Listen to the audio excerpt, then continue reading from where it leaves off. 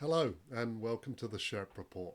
Have you ever been in a situation where you don't have cellular coverage, trying to get in touch with a loved one or a friend? Maybe you're in the backcountry, you're skiing, hiking, or maybe you're thinking about a hobbyist project where you're trying to collect data in a closed environment or a secure environment.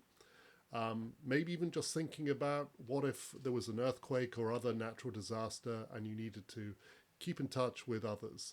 Well, today I want to talk to you about a little project that explores the way that you might be able to remedy some of these issues using a system called Meshtastic.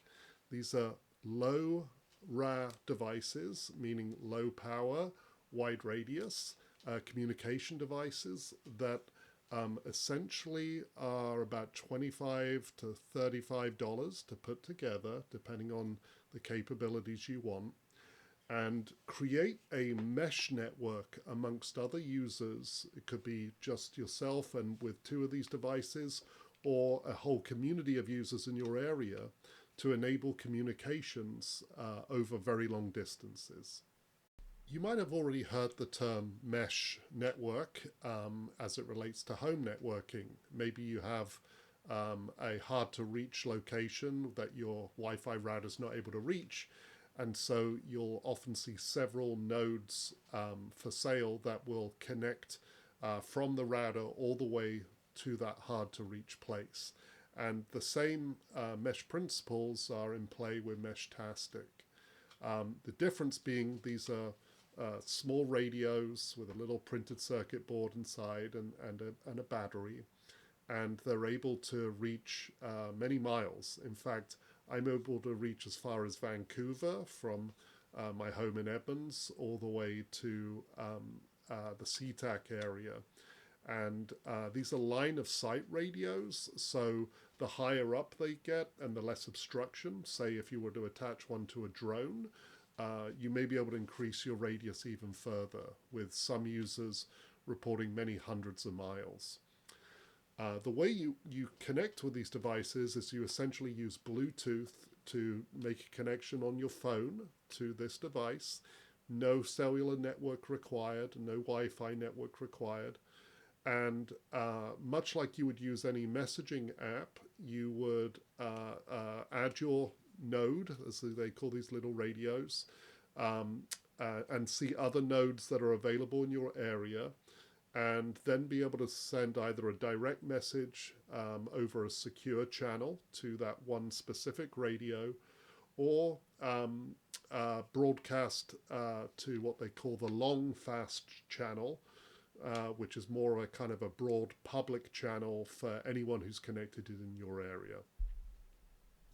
I first got interested in experimenting with this after a discussion with my wife's uncle, who happens to work on using AI to count salmon, to ensure that they are the numbers are being monitored effectively, and looking for ways in which you could do that in the wilderness. And initially, he was curious whether something like Starlink or satellite-based communication might be effective. But I'd heard of Meshtastic, and I was eager to kind of explore it just out of curiosity.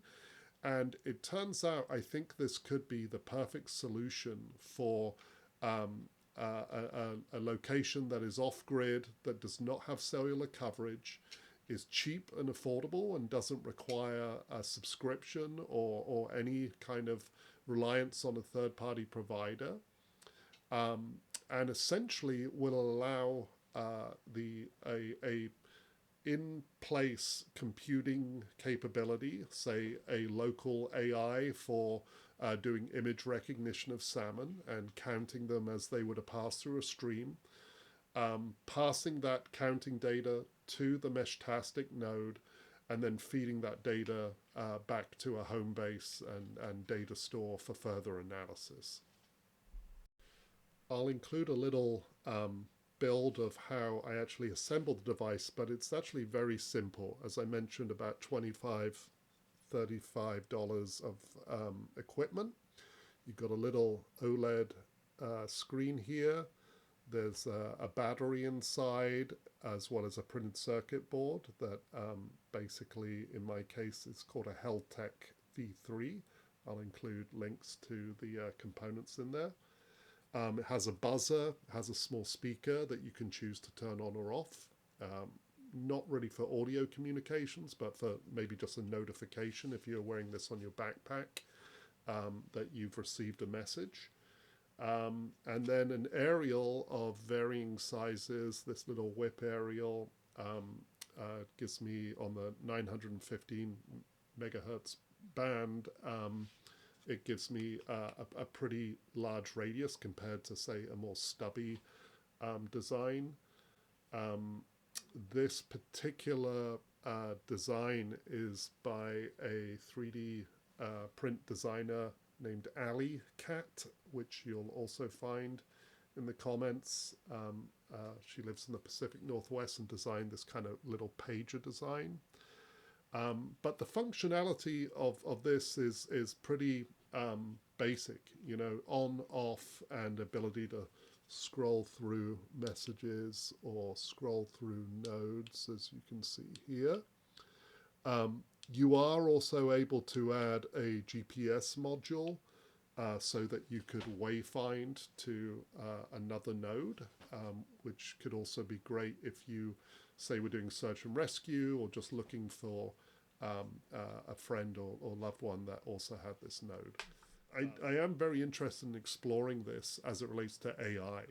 I'm interested to see whether sensors, as they become more and more prevalent in the real world and are pulling in data that can be analyzed, whether a system like this might provide a very simple, low-cost way to gather environmental data, say temperature sensing, the counting kind of scenario I'd mentioned, could be weather data, really any aspect of the environment could be captured with a device.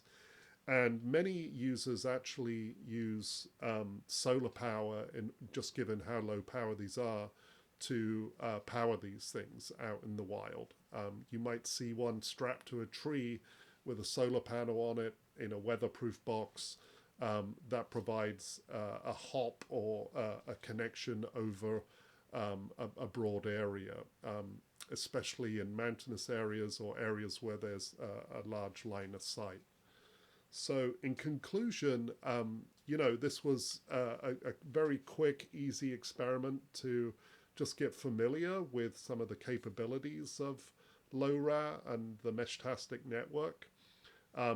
There was a use case when I was working with Astra Space that we were interested in, of monitoring where people were, the red team that is on the ground at the spaceports, having a more precise way of tracking where they are at the spaceport to ensure they're not around hazardous operations or areas that were off limits. And that was my first exposure to LoRa when we did some experimentation around that. This is probably a simpler, lower cost solution than what I was looking at from a commercial perspective. But I'm going to continue to think about ways in which this can be leveraged outside of just the standard communications between individuals that I mentioned earlier. Hope that was interesting, and I'll look forward to exploring more innovations in the weeks and months ahead. Take care. Thank you.